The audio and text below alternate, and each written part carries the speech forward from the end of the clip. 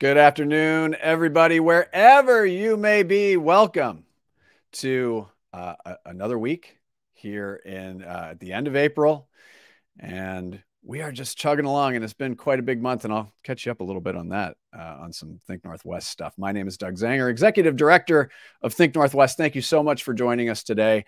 If you are a member, we thank you very much for your support. If you are not yet a member, get to know us at thinknw.org. You can also reach out to me directly, Zanger. That's Zanger at thinknw.org. Anger with a Z. Although I've been told I'm not an angry guy. So ironic nickname.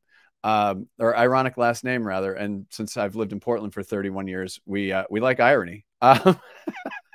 We'll get to our guests here in a moment, and this is an incredibly important topic, but do have a few things that I want to talk about. I did mention membership. Also, if you are not yet part of our newsletter, you can reach out to us, get involved with that, because we do like to recap some of the events that we do here on LinkedIn Live and also live. We had a great happy hour. We had a great in Portland on 420. Go ahead and throw your puns in there. Also had a great print session with our friends and partners, both of those sessions from MNI Targeted Media. And next month, we'll be doing a LinkedIn Live on print, specifically around creativity and around neuroscience as well. So getting a little nerdier into the print space. We do have some things coming up for new graduates. These will all be posted in the next day or two. And then we also have something for freelancers while the economy, well, we're just going ahead and calling it, it's hot garbage.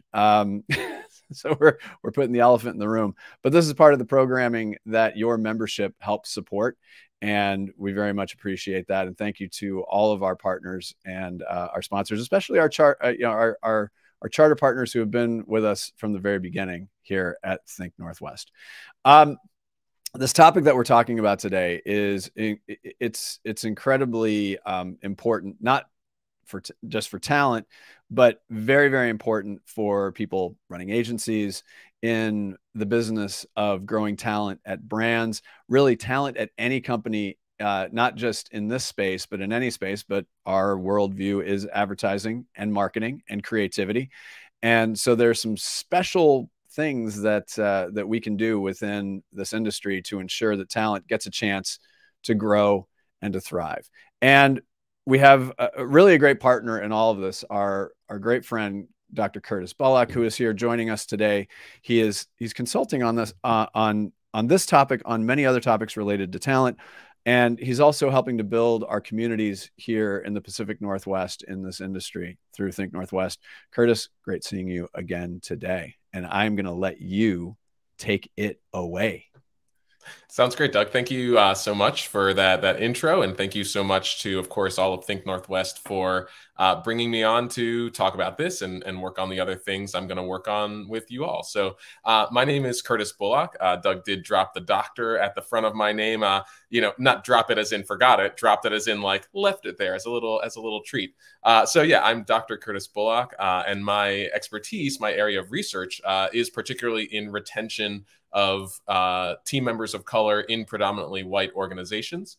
And one of the things that really led me to an interest in the conversation we're having today is a thing that I heard over and over and over again as I was doing interviews for my research, which was the last question I had for people who participated was, is there anything else you'd like to share so that I can understand what it's like to be a person of color working here? And over and over and over again, people said to me, well, I've never told anybody any of this stuff before. And it's like, we've been talking for an hour. We have a follow-up interview where we talk for another 30 minutes after that. And the number of times people said to me some version of that, if not literally those words, my husband hears a lot at home, but yeah, I've never told anybody here how I feel. It was just wild. It was absolutely wild. So that was a piece that really struck me as a organizational leader at the time. I was a high school principal because how am I supposed to help our staff members have an amazing place they want to stay, they want to work, and be excited, be productive, and do excellent work if I don't know what I don't know. I'm not getting the feedback that I think I'm getting, possibly, even as I try to welcome that critique of my performance, of my leadership, even as I try to welcome openly and with no consequence the critique of our organization, how we're doing, how we could do better. How can we all do that in whatever organization you might be from out there in the live broadcast land, if we aren't really getting the feedback that we think we're getting or that we really need? And so the really positive part of this is that everything else that I heard over and over throughout my research indicated to me that it is possible for us to change for the better. It is possible for us to do the things that we need to do to change our workplaces and make them exceptional and welcoming and affirming, and places where people can be not just employees, but also bring their whole identity to their work. And that being a thing that is something we welcome. I didn't hear anything that let me know that wasn't possible. So that's where we're going to start. We're going to start on that very optimistic note that this is possible. And I've got two guests who will be joining us today. First, introducing you to Christin Johnson. She goes by CJ. She's a business technology product director at Salesforce and recently moved to the Pacific Northwest from Indiana. So exceptional talent, and that is also local, by the way. So for 3 years, she ran Outforce, which is Salesforce's LGBTQ staff affinity groups. And as an out queer woman in the tech industry, she brings a great deal of lived experience successfully navigating professional spaces where out queer women are not the norm. And she also, of course, brings a wealth of experience as a successful team leader in a dynamic industry to our discussion today. So hi, Christin. How are you? Hey, Curtis. Thanks for having me. Great. Yeah, thank you so much for being here. And I'll also introduce our second guest who's going to be with us today, who's Dr. Chris Chávez. Chris has exceptional expertise in researching and critiquing media and marketing targeted at Latinx audiences. Chris brings a critical lens to his work, consistently examining the roles that language, power, race, national origin, and class all play a role in the Latinx experience of marketing, advertising, and media. And he has worked as an advertising executive, written several books, and currently serves as a distinguished professor of advertising at the University of Oregon. Chris, how are you doing today? Doing well. Thank you for having me. Awesome. Thank you so much, both of you, for being with us. And again, thank you so much, Doug, for inviting us all or helping us all be here. And let's just go ahead and kind of jump in. I shared a little bit as I kind of described my research, but our first sort of kick it off kind of conversation starter. Could either of you, Christin, if I can start with you, can you share a few thoughts about how a person's identity might play a role in the experiences they have as professionals? If I could kick it your way first, Christin. Yeah, sure. And guys, I'm sorry if my video feed is being a little bit wonky. We've had some bugs in the browser recently. Hopefully I can get it fixed. Yeah, so I have been working with diverse teams for 11 years. I've been a people leader for the last 5. And, you know, I didn't think a lot about how my identity would play into those spaces until I started managing other folks.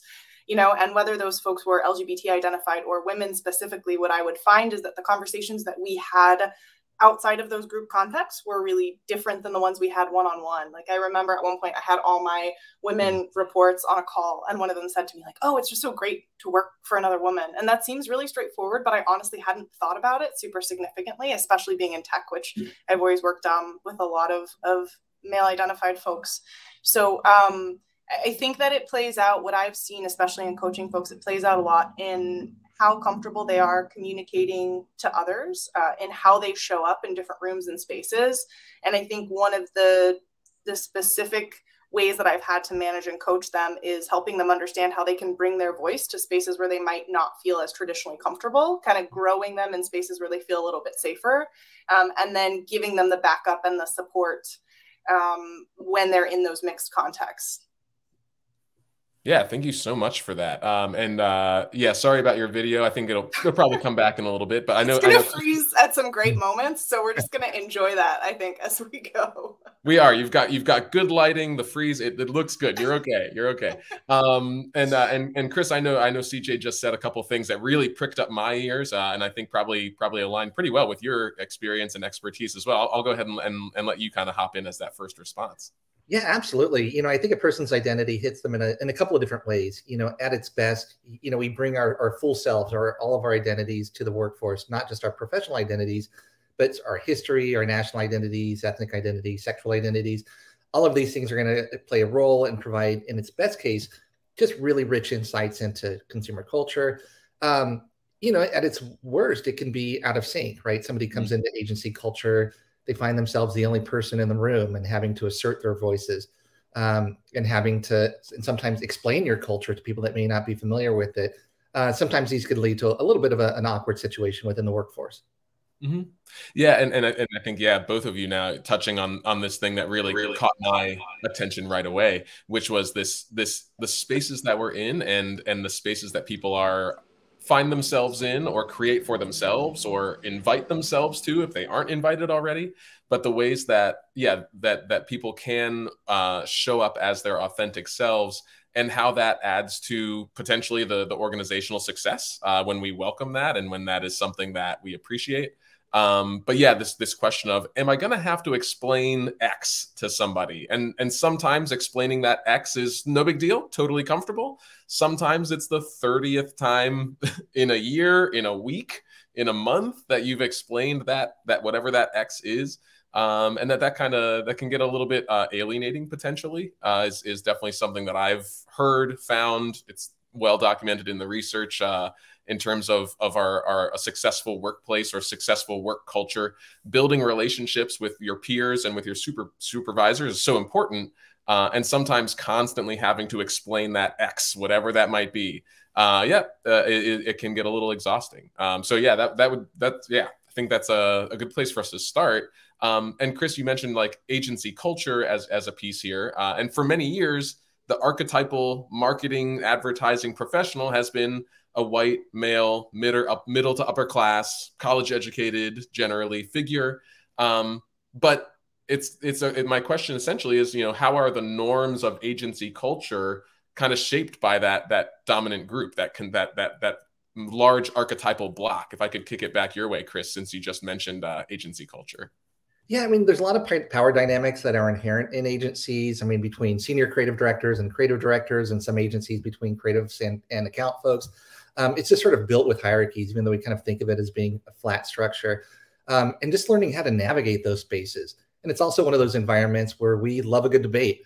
We love to fight for ideas. You have a lot of really smart, passionate people in one room, and the form of communication that we typically use is fighting, and sometimes that could be really loaded language. And you can imagine somebody being in that situation, again, maybe not as high on the hierarchy, maybe somebody that's been, historically marginalized community, just having a hard time navigating those kinds of spaces. So I think it's just sort of the culture within the agency. And I guess the second part of that is, as agencies, we kind of use this coded language of, are they a cultural fit? Are they going to come in and fit within the agency? And that means that typically they're looking for a particular kind of person. And so, I guess one of the things I would think about is how do we expand that definition of what is a cultural fit, or what could be a cultural fit, not just sort of in ways that reinforce what already exists there, but creates new opportunities. Mm-hmm. Mm-hmm. Thank you so much, Christin, or CJ, for hopping back in. I'm sorry that you had that technical issue there, but it looks like you've been able to be with us and hear us so far for the last couple of minutes. Is that right? Yeah, I think we're awesome. Good. And so knowing that, first of all, I forgot to mention that CJ is with us today as an exceptional people leader and with plenty of expertise and lived experience to bring, but knowing that you are not here to speak on behalf of Salesforce or anything like that. But could you comment a little bit on that, on this piece of the communication norms and the sort of cultural norms of not necessarily just Salesforce, because again, you're not here to represent them, but of your professional experience, kind of what have you seen? Clear, because I made it very clear. I can't speak for Salesforce, but I have a lot of feelings from from my experiences. And Chris, it was so funny as you were talking. I went through a kind of a mentorship with a friend of mine recently who was I work in tech, who was a very technical person, but was not in this kind of high tech field. And I think this is where our fields sort of interact is as I was doing this coaching, one of the things I was doing was kind of saying, hey, when you talk about your experience with this particular product, use some of this language, right? And it took a little bit of coaxing because they were like, I don't know, that's not how I'd normally talk about it. But it became very clear from their resume that all of the baseline skills and competencies were there, right? The things that we would be doing in the role that we were coaching for and the space that they came from were very similar. And a lot of times it's just learning a different tool set, right? Learning a different technology, which is, if you can learn one, you can learn another one. And so it was so funny. They actually ended up getting the role that they interviewed for, and they went back and searched the Slack thread where the managers had been doing interview feedback. And one of the feedback components that they saw was, it seems like this person just gets it.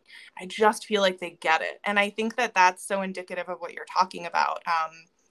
Specifically when we talk about communities that don't have the same access to this dialogue, right? Maybe they don't have a parent that's coming home and using the language that they would need to go and get these jobs, or maybe they haven't had the formal education or even just the access within their community, having friends or family to kind of do this coaching. There is this sense of cultural fit or the sense of getting it, the sense of speaking the language that a lot of people are not, that doesn't come to you inherently, right? That comes a little bit from being in these different types of communities. And so it's a little bit of a hack. It doesn't solve the problem, but certainly, again, as we're coaching and trying to get folks more visibility and more access into those spaces, sometimes it's as easy as modifying our language or teaching some of those cultural norms to make it a little bit easier. Mm-hmm.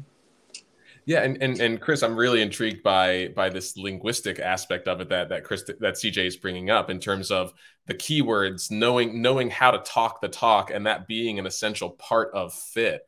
When you think about sort of summarizing, the kind of oeuvre of where we are right now with so much, when we see innovation, when we see tech, this whole thing of like move fast and break stuff. But like, what if that's not what my culture is, or also linguistically speaking, in terms of presenting yourself as somebody who fits, somebody who gets it?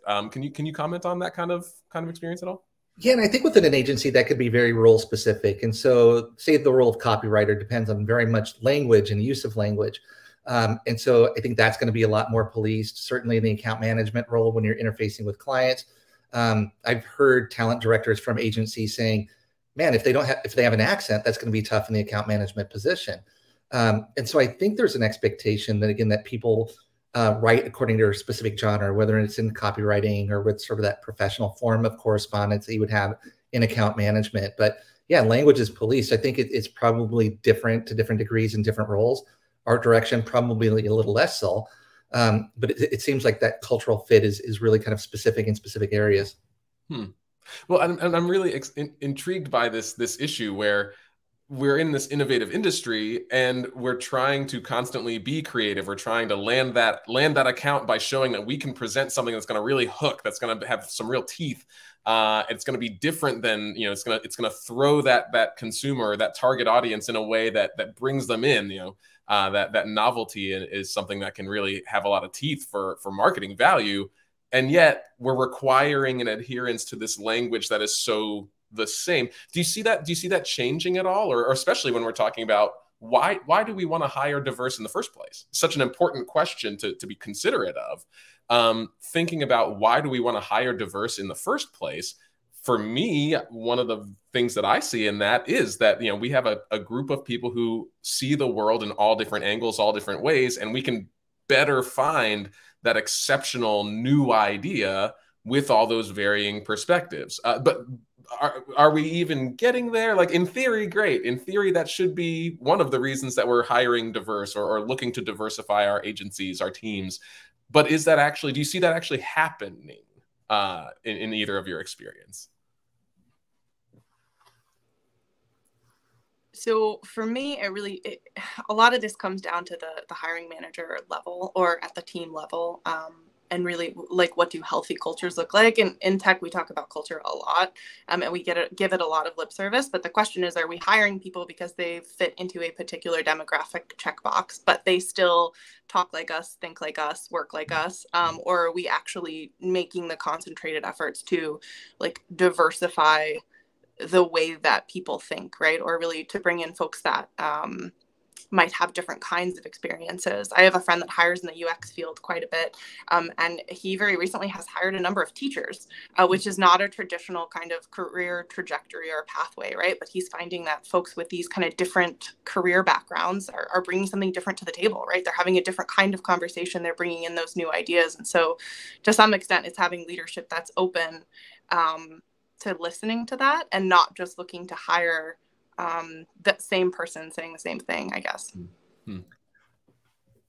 I love Christin's point that you can get diversity without really getting diversity. I mean, so you can hire people of color, but if you're not allowing them to sort of be themselves or to bring in new ideas or to challenge insights, you're not really getting that diversity in the way that you should be. What I've kind of seen is that, there's the moral case for it. We're doing it because it's the right thing to do and because it makes the advertising better, because the way that we produce advertising is really congruent with what the country actually looks like. But oftentimes what I find, it's more the economic case, why it's in the client's best interest to do this. And in some cases that could be exhausting. And, especially for some of the people that I've researched that work at Latinx agencies, it's constantly hard to make the economic case that they should be paying attention to them and why they should be paying attention to them. And then having to educate clients who are often not from big cities, they're not from Los Angeles or New York or spaces that have, much more rich multi-ethnic communities, to educate those folks, because it is a team sport. So you're constantly in the process of having to educate people on why your community is important. Yeah, thank you so much for sharing that. And it's so great to hear both of you really talking about this sort of important to consider opening to this conversation. We can't get the feedback from our folks if we don't have the folks in the door. And yeah, I mean, I've had definitely some interesting reference checks with people where, great conversation with this hiring manager, but really interesting to hear the things he considers as he, decides who he wants to hire or not are, can this person do the job I'm hiring them to do? So it is kind of beyond just a fit thing. But the second thing that he said is this a person who I want to spend 8 hours a day with? And so I was like, very interesting. And oopsie, what does that mean? And so really made me think about exactly what you both were just sort of coming around, this question of who are we bringing in the door? One of the things that came up in my research that was so interesting was, again, this piece that we're really getting at today in terms of feedback, in terms of collecting that actual authentic feedback about what it's like to work here. And I can't remember who mentioned, I think we're talking maybe to CJ when you mentioned that person you were mentoring, and who applies for things, who reaches up to that next hierarchical level or even the first entry level to a place. And that we in America, in the United States, are in this very it's okay to self-aggrandize a little bit. We're all on LinkedIn. We all got to make ourselves look good. And it's okay here. It's okay for us to do that. It's something that I think in the United States or we sort of welcome as a part of that, American ideal or Americanized culture of, bigging yourself up a little bit. But one of the people that was in my research and that I'm sure both of you have interacted with as well, a Japanese woman who was born in Japan, and she would say that she is pretty traditional in her upbringing because of her upbringing. And she came to the United States and was also in marketing and advertising before taking the career she was in when I interviewed her. And yeah, it was a very difficult experience for her. What's it like to enter this field? What's it like to be a part of this field? And the first couple times I say hi to people in the hallway, no one says anything to me, and feeling very alone. That was her experience. And she, again, was one of those people that never let anybody at her work know what it was like for her. And so for her, as a Japanese woman, where being loud about her experience, especially if it's negative, is not something that's going to be very natural to her, was a really important connection for her cultural identity, her cultural experience, and her workplace interacting, where she wasn't going to feel totally comfortable sharing what she needed, sharing what her experience was and how difficult it was. And so I'm wondering if either of you have, and you don't have to talk personally about your own experience if you don't want to, but either of you, with the mentoring you've done, Christin, or with a long experience, Chris, that you've had, and the expertise you've had in agency and in your writing, have you observed anything where this sort of cultural background and workplace culture interact to mute feedback or impact at all the feedback that people are willing or able to give? So I could jump in. So yeah, I mean, I think it's a particular kind of communication style that we have in advertising. Again, it's very aggressive and very assertive, and it does not favor the passive. And so again, in America, there's sort of the perception that there's a flat structure, and so that everybody can engage in these kinds of conversations. But a lot of my, not only colleagues that I've worked with, but current students, they come from traditions in which there's a clear social hierarchy. That you would really not address somebody because of their workplace cultures. Go into their office, debate with them, fight with them. That's just not something that's typically done. So it does seem to favor a particular kind of communication style and not another. Yeah, it's an interesting one. At really large organizations, and especially at Salesforce, there was this concept that was super foreign to me, and it was these groups of diverse folks getting together intentionally, with funding from the company. And we've seen this with a lot of times there'll be like an LGBT group, but at Salesforce there are like 30 of these groups, with the idea of kind of cross-connecting, because we're 70,000 employees, folks where they could kind of have those spaces. So we have like a Latina group, we have various groups for different folks. And then the idea that they're kind of allies that can come in and they would run events and learn from those. So they really formalized it in a way that was interesting. I think what happened with COVID is, as those in-person interactions went away, it was much harder to figure out like who actually was talking to you in the hallway, right? So it kind of felt like nobody was talking to you because you were only in kind of work-related meetings all the time, right? And so those groups became foundationally important then. But I remember like at one point during COVID being like, I feel like I don't have any work friends. Like I feel like I'm working with a lot of folks that are very different than me and are just not folks that I'm going to talk to separately offline. And so it was something I definitely had to make a concentrated effort to do. Yeah, I don't know that I have a great answer for this one, Curtis. Like, I'm interested in your thoughts too, if there are ways that we should be soliciting it better. But for me, it's always been about finding allies in the organization, or finding that person that does sort of poke their head up at you in the hallway, and then sort of allying with that person. But I feel like that's a very informal answer to what you're talking about. No, I think it's a great answer. I mean, it's a question of like, social network is such an important part of how people feel about their work, and so definitely one of the things that I've observed, I've experienced, I've read about in the research, I think we can all see is that social network can definitely play a big role in how we feel about our work. I think the thing that was really interesting to me that I'd love to hear any thoughts from both of you on are these pieces where sometimes we have experiences, sometimes people with any intersecting or individual marginalizing identity characteristics might say, oh, cool, other multiracial people, like my mom's white, my dad's black. So saying like, oh, cool, like other multiracial people, like, let's hang out. Like, you're from Maryland, I'm from Maryland. Like, where'd you go to school? Where'd you go? All this stuff. But one of the things that's documented in the research is that can sometimes actually make white colleagues really uncomfortable to observe groups based on identity group. And I'm wondering if either of you could comment on that, of whether or not you have or haven't or heard or observed these situations where these identity groups can actually kind of distance our diverse staff members or diverse team members from their white peers. Or also, well, actually, let's just start there. Let's simplify it. Let's just start there, because that's definitely something I've seen, definitely read about it, haven't experienced it myself, but yeah, when you have these groups of diverse peers coming together, can kind of sometimes create even more separation. I don't know. Chris, can I kick that to you first? Is that possible? Yeah. So I was thinking of a club that one of my former students started, and person of color, and saw that we're advertising more and more other students of color. And she created a club called Taking Up Space, but she deliberately called it Taking Up Space because she thought it was important that people walk into a room and take up space, that assert their point of view. It's really important to do that. And in some cases, there is, power in numbers and some sort of sense of solidarity. I can see where there can be a ghettoizing effect with some of that if you start to be designated as the ethnic account person or the ethnic creative or the person that specializes in a particular kind of knowledge, rather than just being kind of valued for the richness and the texture of your experiences.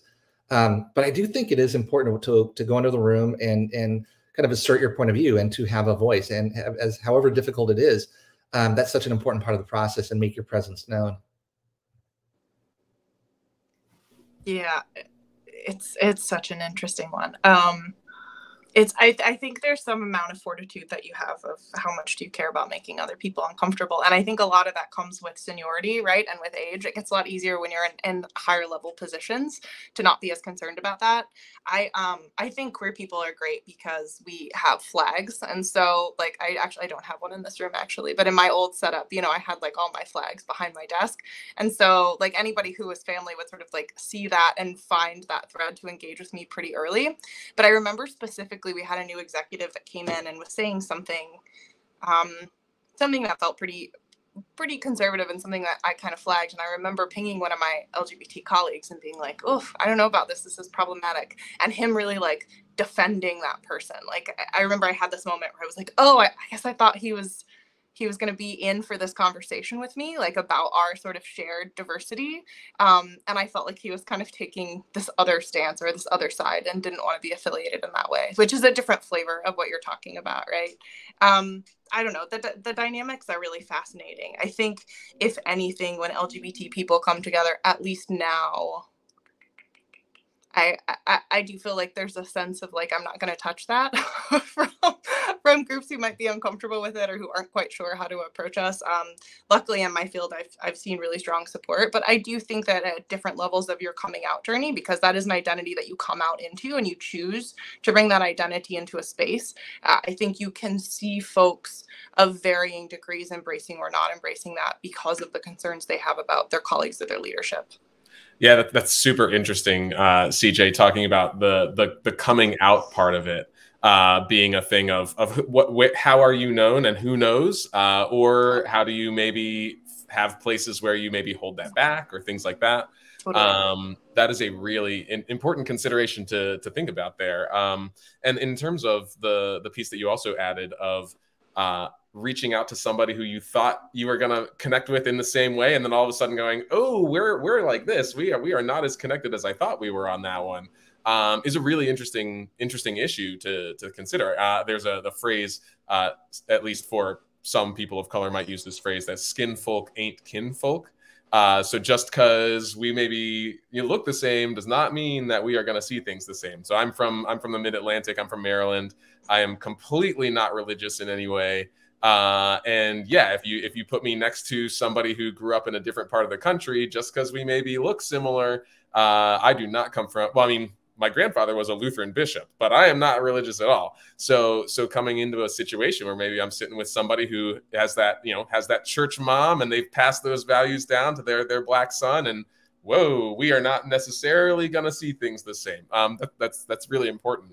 And Chris, Dr. Chávez used a word that really pricked up my ears a little bit when you mentioned sometimes these groups can maybe have a ghettoizing effect. So for anybody else out there who, I know what you're talking about, but for anybody else out there who maybe was a little bit like, whoa, by that word, since we don't really use the word, ghetto as much anymore, or at least we maybe hopefully generally try not to use it in the sort of casual way. Can you explain what you mean by that a little bit? Yeah, it's a logic in which we kind of think about normative whiteness as being the center, right? And then we see kind of disenfranchised groups as being as peripheral or, getting less resources. And so the example that I always used, I worked at places like Shia Day, Goodby Silverstein and Partners, and we always thought about them as advertising agencies until we talked about ethnic audiences. And then it became a weird relationship between the general market agency, which is normative white, and then the Hispanic agency or the African-American agency or the Asian American agency. And so there's kind of a relational aspect of it. And when you find yourself as being, at the periphery, you don't get the same access to awards or the same access to resources or the production budgets. And so there's kind of a ghettoizing effect because it's isolated, it's there, but it doesn't get the same kind of resources that the general market agency would have or the access to strategic communications that they would normally get. And so I think that's part of it. I think, also tapping to what you and Christin were saying, about the idea of kind of, we're not just one thing. And so I think we have to recognize that as ad practitioners, we are extremely exclusive, right? They typically are highly educated. They typically live in urban areas. We typically are very like-minded in a lot of other ways, and yet we're expected to be representatives of our communities. And I think that's part of the education process, which is telling you, I mean, I could bring in my perspective, but I'm not speaking for all Latinx people, right? Especially consumers that are living in very different areas than I grew up. And so, again, just getting people to see that the idea that we're not just one thing, and that as individuals, we can't possibly be a spokespeople for our communities.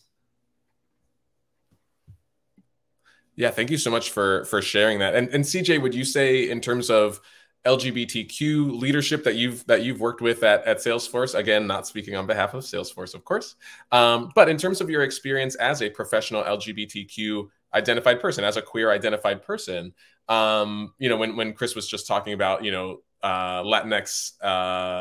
Latinx perspective, and then all of a sudden being like, whoa, I'm not speaking on behalf of all Latinx people.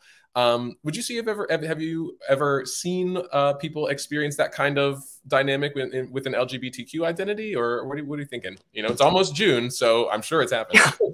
No, I mean, I think it's a little bit different for LGBT folks than communities of color. Honestly, like I think that there's some distinction that's worth being made there in terms of the way that we experience oppression, or the way that people have sort of set ideas about what our community looks like. Cool. Yeah, thank you. Yeah. Well, and going back to one of the things, CJ, that you mentioned earlier, when because part of this discussion also is influenced by our work format having changed so much over the last few years of being on site all the time. Everybody's always on site. Not everybody, but most people are on site all the time. And then all of a sudden going completely to remote because of COVID. And then now we've got a variety of organizations in a variety of places of hybrid of some kind. But a piece that you said that really pricked up my ears earlier was when you talked about, like, I feel like I don't have any work friends. And it's this experience of like not really walking down the hallway and seeing those people anymore, that kind of thing.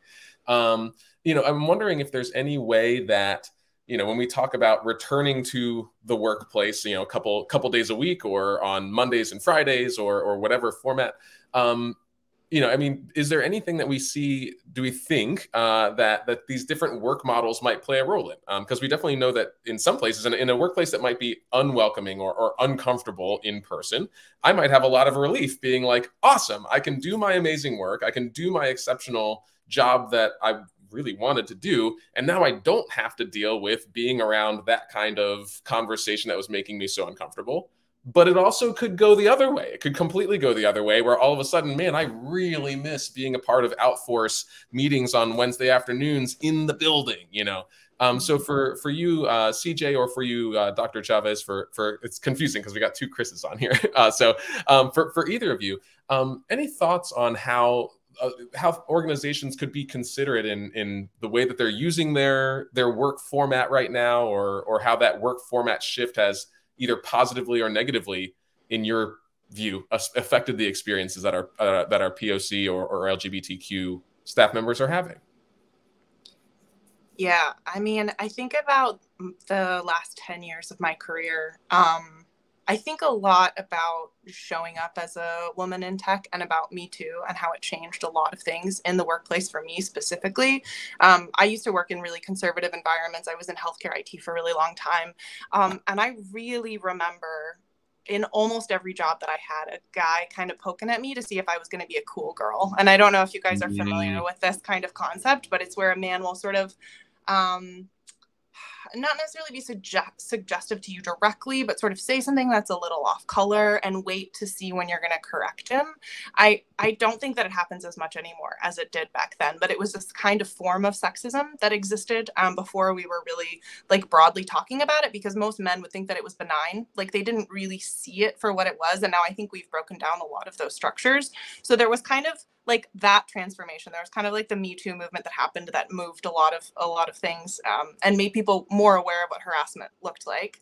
And then there was the structure of like all of us coming home for long periods of time. And then there's been this like polarization, this party polarization between left-leaning folks and right-leaning folks. And so, like, I'm fascinated by what those conversations would look like, especially, you know, coming from my home state of Indiana. Things are, the way that we talk about things is very different there, and the kind of rhetoric that's acceptable, specifically as it relates to issues of identity.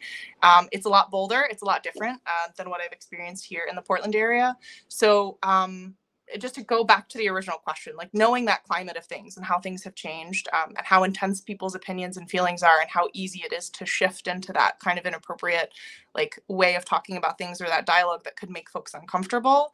I think the best thing that you can do for your organization is allow people to choose where they are. So back in those days, we were sitting in cubicles, right? Like I was sitting in an assigned spot every single day, you know, for 8 to 10 hours with the same group of folks. So if you got seated by someone or were forced to interact with someone who made you feel uncomfortable, you didn't have a ton of escape from that. And that was just pretty boilerplate. If I think about how we are expecting our employees to go back into offices now at Salesforce, it's much more flexible, right? There's multiple floors that you can choose from. You don't have assigned seating. You're able to kind of go wherever you want to go. There's still an expectation of being in the building, but not necessarily of like, we're going to designate who you're around and how you spend time. So all of that to say, I'm interested in if that gives folks a little more license and agency in how they choose to spend their days, and how they can kind of navigate that complexity. That is so interesting. Chris, you look like you were just about ready to jump in, so I don't want to hop in the flow. Chris, did you want to jump in? Yeah, I think there's something lost and gained in that process. Certainly when I hear from students who have started their careers during COVID-19, I'm like, wow, it sounds like a really different kind of industry, you know, just because part of the fun of working in industry is your colleagues, getting to know them, going to battle with them. And then all of that's gone, and what's left is the work, which isn't always fun. But I did have one student recently who got an internship at Disney. She's an art director, and the first reaction was, that's fantastic. What a great opportunity. And then she told me it's remote. I'm not going to be living in Burbank. I'm not going to be able to go in there. And so we sat down and really had to strategize how she could get FaceTime, how she could, again, make her voice heard, to have a presence so that that internship could turn into a full-time job. I do think it's a lot harder to get noticed, and it is a lot harder to have an impact on culture if you're not having that kind of FaceTime that's so important to building culture. Yeah, that is such an important point, and it kind of speaks to the thing that I wanted to hop in with in response to what CJ said in terms of this flexibility of where we are placed within our organization, like literally physically, where are we actually placed, and sometimes having some huge benefits to that from what CJ was talking about, where going from a place where I am potentially, if I'm not enjoying it, I'm stuck in this spot for 8 hours a day, to a place where all of a sudden I can choose my people and choose where I want to be. And as long as the work gets done, then awesome. And that, I think, in terms of this sort of central question where we're kind of all around is where are we losing the feedback? There's sometimes when just letting people be flexible in the way that CJ is describing it can make it so that feedback's actually not even really necessary. We just, the angst or the tension or the frustration dissipates because, yeah, there's that guy over there I don't like, but I don't have to sit near him. I don't have to stand around him. I don't have to go to all the same places he's going to. I can just stay over here with the people who make me feel comfortable and make me excited to be here. And so all of a sudden that question mark that we had that kind of underpins this whole conversation of what do we do if we're not getting the feedback? Sometimes our changes in policy or practice can make it so we don't even need that feedback potentially, because the tension that was going on is now dissipated. So there we go. But yeah, what Chris, what you were just mentioning with that experience of Disney being remote and losing that face time, losing that time to establish yourself. Especially again, as we think about our diverse employees, potentially, again, going back to that person in my study who's a Japanese woman born in Japan and is not a raise your voice, look at this amazing thing I did kind of person. Chris, you've mentioned voice a couple times, and I know I might be asking you something where you feel like you've already said it, but it's really important, especially like you said with that student who went to Disney. How would you advise people to find their voice? I know you've said it a couple times, but I can tell it's a really important part of establishing yourself and being in this industry. So for any of your students out there, what would your advice be to really anchor in and find your voice and be heard? I will draw on some advice that I remember having some conversations with some folks at Goodby Silverstein and Partners, and some of them were talking about like how hard it is to have a voice, especially as a person of color, or because of the gender dynamics as a woman. And so some of the strategies that they had spoke to, and I always share this with my students, is just get into the rhythm of talking. And so for one of these people, it was just going into the room and just having something to say, right? Just to get into the rhythm of talking, and just, just asserting your point of view, even though it may not seem natural at this point. Over time, it will be, but just getting into that rhythm of having a point of view, because this is one of those industries where you can't be on the payroll and not have a point of view or to not contribute something. It's so competitive, and there's so many smart people that you have to have a contribution, and you have to do it pretty quickly and right away. But for some people, it may feel contrived at first. I know for me, it still does, to just, force yourself to have a point of view. It doesn't always come naturally to me, but over time, it'll become a little bit more normative. Mm-hmm. I will, one thing I'd like to add to that, because my area is collaboration technologies, is that there are a lot of different ways now that we are communicating largely remotely, where if you are in a non-in-person context, there are some asynchronous communication styles that can kind of help you. So in Slack, we have a tool called Clips, which is like a small video message that you record and send out, and you can kind of share your screen over that. I know Google has something similar. There are also audio messages, which sometimes kind of help you get your feelings out in a more cohesive way. And these are things you can also play back, to Chris's point. If you're earlier in your career and you're feeling a little bit awkward about how you share this information, you can play it back, re-record it. But leveraging the communication technology that plays to your strength, and that helps you feel more confident in that messaging, can be really helpful. Awesome. That's super helpful. Yeah. And having a variety of tools in the toolbox could really support that. And I'm thinking, as we sort of, we're not wrapping up quite yet, but as we're getting to this question of large organization, small organization. Obviously, CJ, like you said, you're at Salesforce right now, 70,000 employees. You've had other professional experience before that. And Chris Chávez, having experience in a variety of agencies, and now obviously at the university level.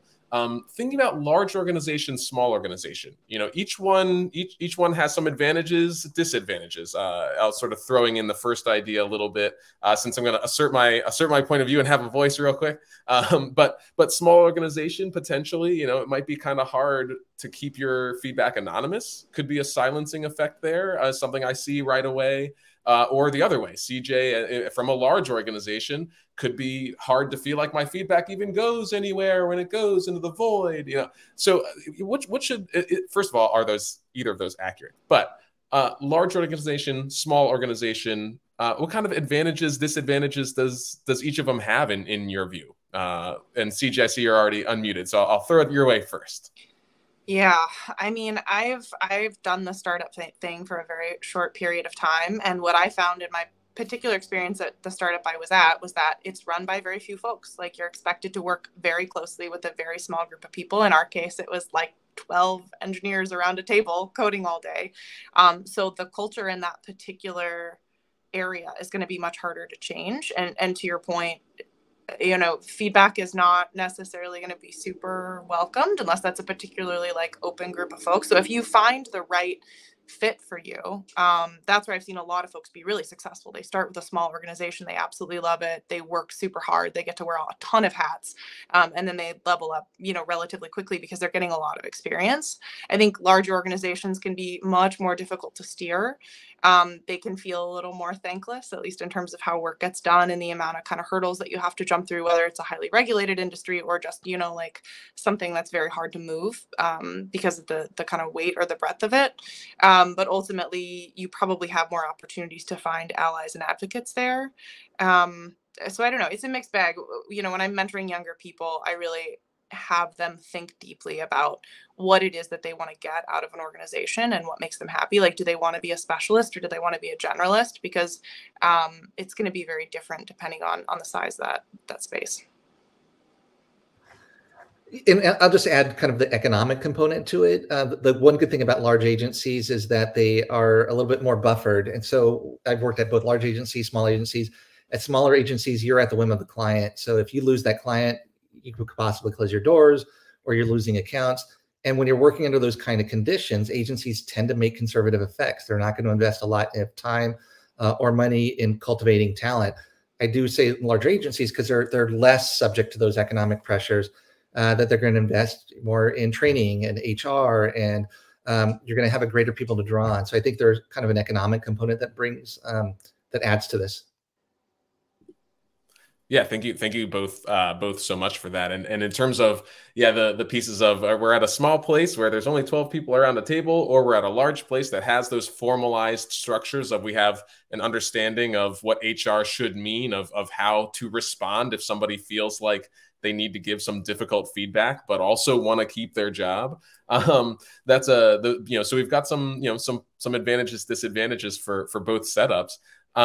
We are at 1:49. We're going to kind of sort of start to wrap things up a little bit. Doug has popped back in, or will pop back in just a second. Hey, Doug. I don't know how to work this thing. That's okay. Sorry. But as we wrap up a little bit, is there anything else that CJ, Chris, anything that you would recommend for folks in the audience to take away, think about, learn one more thing about, anything that you would like to sort of wrap us up on? Any last thoughts on that? Yeah, I mean, I'll say from my perspective, find your allies, find your advocates, learn how to seek them out, learn what they look like, that they can come from a lot of different places, but it's mostly about listening, and then go be that person. Go be the person that listens to others and hear their perspective and learn to champion for them, right? So we all exist in intersectional spaces. And so if you want to have champions, you need to be a champion for other people as well. And that, to me, will build the strongest networks and the most support wherever you are. And for me, I would just say we have to be really diligent in this fight and consistent. I think if there's one thing that history has shown us is that there are moments where the industry does really well, and then they do nothing, and then they go backwards. It's not kind of one of those moments where every year it gets more and more progressive. We never seem to achieve that golden moment of being completely inclusive. And so it's a fight, and we just have to be diligent about that all the time, consistently. I would also add one more thing. Make sure, in my experiences over time, never discount the power and the impact of one-on-one. Don't feel as though that you're going to sit here and try to boil the ocean, right? So over the course of my 30 years, I've had the opportunity to work with a wide breadth of people with different backgrounds, different racial identity. And it's really honestly in the one-on-one moments. And then when you start seeing that in the cumulative, that's when you can start seeing some movement. But also, most importantly, that talent becomes more confident. And when other talent sees more confident from somebody that they're on the same path with or parallel to, that builds more confidence. So I think that looking at this as, yes, we need to look at it as the macro level, but don't discount the importance of that one-on-one time, even if it's just 10 minutes talking to somebody about something. Those start building up in the cumulative, and it's critically important for us to grow. And I agree. Keep fighting. Keep punching. Oh, you're muted, Curtis.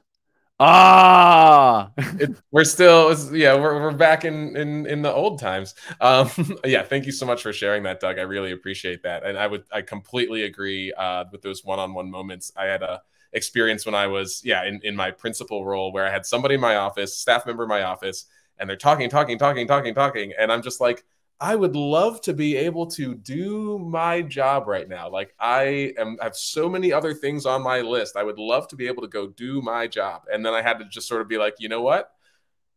This is your job. This is the job. And so having those moments and recognizing that, yep, there's other things on that to-do list that aren't going to get done today. Is anybody, is the world going to fall apart? Nope. No. So if something's really hot, really mission critical, you might have to find a way to say, hey, you know what? Can I come back to you at this other time? But schedule it, name it, make sure that person, as you need to end that conversation, feels valued and know when they'll get you back. But yeah, if I don't have anything real hot on that to-do list, guess what? This is the job. Well, and you bring up right, and you bring up a really good point. And the thing that I talk about a lot is the distinction between a job and a role. Right. So our job is what we do tactically during the day, but what is our role? Our role may be to, some people may be, quieter. And I realize, I'm a broadcast loudmouth. I like to talk. Ironically enough, I'm an introvert, but I have a very strong point of view about this in this industry. I'm deeply passionate about it. My role, I've had to learn over time. And I think that, you know, we look at our jobs within that finite space, but outside of that, on the margins, are how our roles evolve. And we can't necessarily control what that becomes. Over the course of our career, we discover what that is. Now, I'll take very specifically with me. I understand my role is to be in the middle, and my role is to be a distributor, and my role is to be a connector, and my role is to be a coach. I mean, I'm a sports guy, so I love coaching. I was down at University of Oregon yesterday, and honestly, there's nothing I love more than being in front of a class and seeing the opportunity to mold talent. Now, take that into the world that we live in. It's the same thing. It's a different form factor, and it could be that one-on-one moment. I understand what my role is, and it took time for me to understand what that is. And I take that part very seriously. So the distinction between the job and the role is really critical, especially for people like us who have been around for a minute. That's how we can really make an even more outsized impact. Awesome, Doug. Thank you so much. And thank you, CJ. Thank you, Chris, for being with us today. I'm so thankful for your expertise, your perspective, and everything that you've brought to our conversation. Thank you. All right, thanks. Curtis, I'm going to keep you thank you both to CJ and Chris. One last thing, Curtis. I did have to just make sure that I got this going. I see it. I see it. Yeah. I see it. Okay. All right. Yeah. We're in like 12th place or 16th place or whatever. Chelsea's not going down. I'm not worried about it. It's another show for another time, which may include our friends at Avery Dennison, who do remarkable work, by the way. I saw, I'm spacing his name right now. I can see his face, but Avery Dennison does some really incredible work. And I've never really thought about like the importance of what a typeface or a font looks like on something that is so deeply ingrained into fandom. And so I want to try to get to him. So that would be a conversation that we're going to try to do that interview. We're going to try to do that interview. Yeah, I'm in for that for sure. Okay. All right. I'm going to reach out to him. Curtis, as always, thank you so much for your leadership. Thank you so much for your support. And again, wrapping this up, a reminder to everybody, if you want to know more about Think Northwest, thinknw.org. You can always reach out to me, Zanger, Zanger, at thinknw.org. Happy to answer all of your questions. On behalf of the board of Think Northwest, who I will just always say, I love you all so much, and to all of our members and soon to be members, thank you again, Curtis, and we will see you all next time.